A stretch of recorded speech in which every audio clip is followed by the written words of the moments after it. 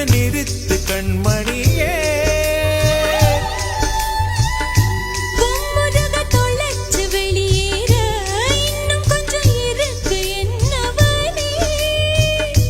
மழையடிக்கும் சிறு பேச்சு, வெயில் அடிக்கும் ஒரு பார்வை, உடம்பு மண்ணில் புதையிற வரையில் உடன் வரக்கூடுமோ?